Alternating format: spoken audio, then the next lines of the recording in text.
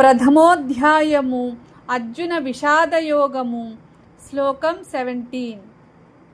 కాశ్చశ్చ పరమేశ్వాసః శిఖండీ చ మహారథః దృష్టద్యుమ్నో విరాటశ్చ సాత్యకిశ్చాపరాజితః. తెలుగు తాత్పర్యం. ఈ శ్లోకంలో సంజయుడు ధృతరాష్ట్రునికి పాండవుల వైపు ఉన్న గొప్ప యోధుల గురించి చెబుతున్నాడు. పాండవ సేనలో కాశీరాజు గొప్ప ధనుర్విద్యా నిపుణుడు, శిఖండి మహారథుడు, దృష్టద్యుమ్నుడు విరాటరాజు మరియు అపరాజితుడైన సాత్యకి తమ తమ శంఖాలను పూరించారు. వీరు అందరూ పాండవుల పక్షాన ధర్మయుద్ధంలో పాల్గొన్నారు. వీరి శౌర్యం, పరాక్రమం, యుద్ధ నైపుణ్యం పాండవ సేనకు గొప్ప బలం ఇచ్చాయి. ఆధ్యాత్మిక భావం. ఈ శ్లోకం మనకు ఒక ముఖ్యమైన విషయం చెబుతుంది.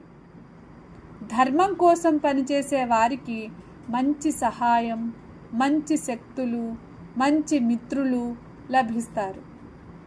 ధర్మ మార్గంలో నిలబడడానికి ధైర్యం మరియు నిబద్ధత అవసరం. हिंदी तात्पर्य. इस श्लोक में संजय धृतराष्ट्र को पांडवों की ओर से युद्ध करने वाले महान योद्धाओं का वर्णन करते हैं.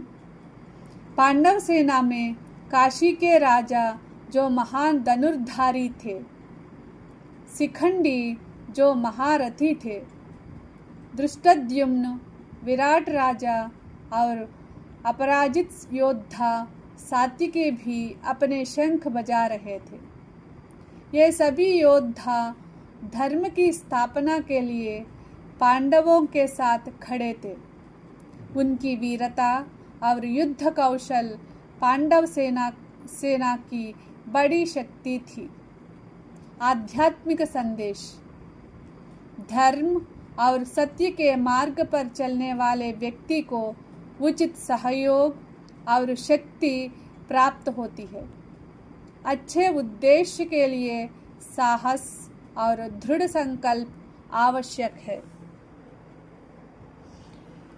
English meaning.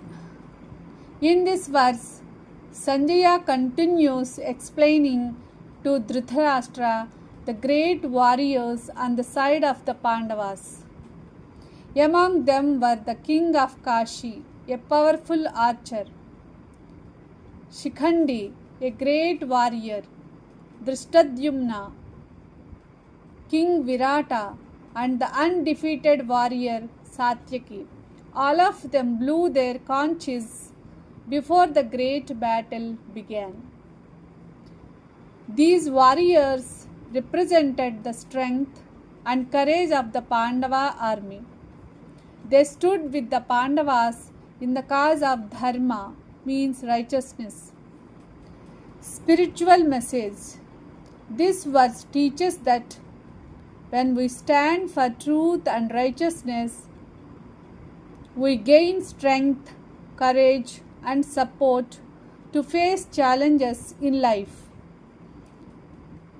ఈ శ్లోకం యొక్క ముఖ్య భావం ఏమిటంటే, ధర్మం కోసం పోరాడే వారికి ధైర్యం, సహాయం మరియు విజయానికి కావలసిన శక్తి లభిస్తాయి.